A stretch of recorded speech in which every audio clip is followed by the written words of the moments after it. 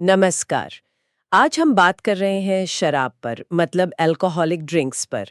अक्सर इसे सेलिब्रेशन या रिलैक्स करने से जोड़ा जाता है, पर क्या हम इसके असर को सही से समझते हैं? हमारे पास कुछ साइंस की बातें हैं और एक कहानी भी है अमित की। तो चलिए इस पर थोड़ी गहराई से बात करते हैं। शुरुआत करते हैं अमित की कहानी से।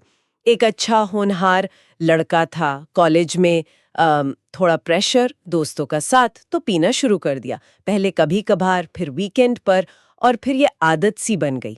ये दिखाता है कि कैसे शुरुआत होती है, पर ये शराब ये शरीर और दिमाग पर आखिर करती क्या है? देखिए, शराब जो है इथेनॉल, ये एक नेचुरल चीज है। जब फलों या अनाज में जो शुगर होती है उसे यीस्ट फर्मेंट करता है तब बनती है।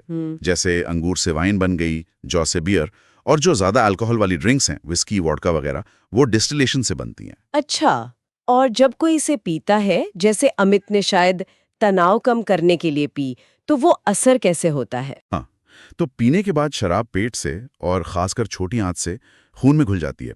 खाली पेट पिया हो तो बहुत तेजी से। फिर लिवर का काम शुरू होता है इसे प्रोसेस करने का। पर लिवर की भी एक लिमिट है, एक रफ्तार है। अगर कोई ज्यादा तेजी से पिए तो लिवर संभाल नहीं पाता। तो खून में अल्कोहल का लेवल, जिसे BAC कहते हैं, वो बढ़ जाता है। और दिमाग पर इसका असर होता है कुछ खास केमिकल्स के जरिए, जिन्हें न्यूरोट्रांसमीटर कहते हैं। न्यूरोट्रांसमीटर जैसे कौन से? जी, इसमें मुख्य हैं गाबा और ग्लूटामेट। शराब क्या करती है कि गाबा को बढ़ा देती है, ये दिमाग को शांत करने वाला केमिकल है। और ग्लूटामेट को कम कर देती है, ये दिमाग को एक्टिव रखने वाला है। इसी वजह से वो शुरू में एक शांति, एक रिलैक्सेशन सी महसूस होती है, लेकिन साथ ही सोचने समझने की जो ताकत है वो कम होने लगती है। हाँ, और थोड़ी देर के लिए डोपामीन भी रिलीज होता है, जिससे अच्छा लगता है, पर यह टेम्पररी है, टिकता नहीं। अच्छा, तो अमित को शुरू में शायद इसीलिए लगा होगा कि हाँ ये ठीक है, तनाव कम हो रहा है, लेकिन फिर मामला बिगड़ गया। ये तो हुआ फौरी असर। लंबे टाइम में क्या होता है, जैसे अमित की पढ़ाई पर, रिश्तों पर असर हुआ, गुस्सा बढ़ा उसका? बिल्कुल। लॉन्ग टर्म में शराब के बहुत गंभीर असर हैं। दिमाग सिकुड़ सकता है, खासकर वो हिस्से जो सोचने, फैसले लेने और याददाश्त से जुड़े हैं। इसीलिए अक्सर लोगों का अपने इमोशंस पर कंट्रोल कम हो जाता है। गुस्सा जल्दी आता है, जैसे अमित के केस में हुआ। लिवर पर असर तो सबसे ज्यादा जाना माना है।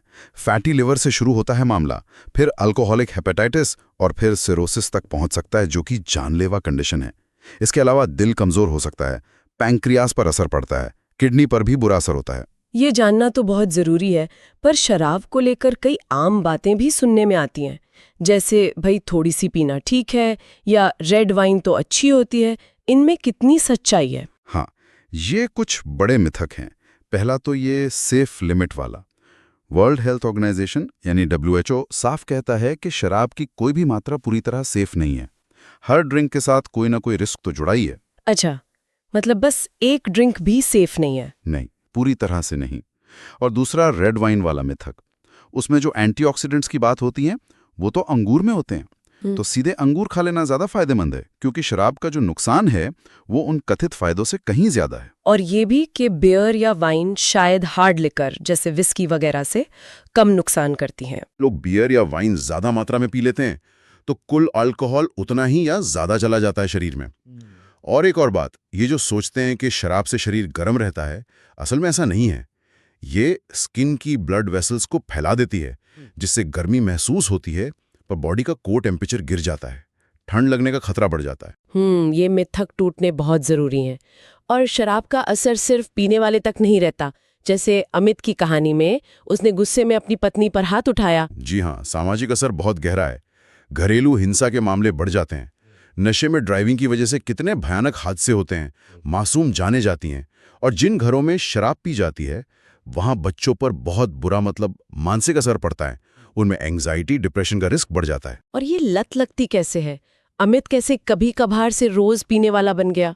क्या होता है दिमाग में? शराब जो है वो दिमाग के रिवॉर्ड सिस्टम पर असर डालती है।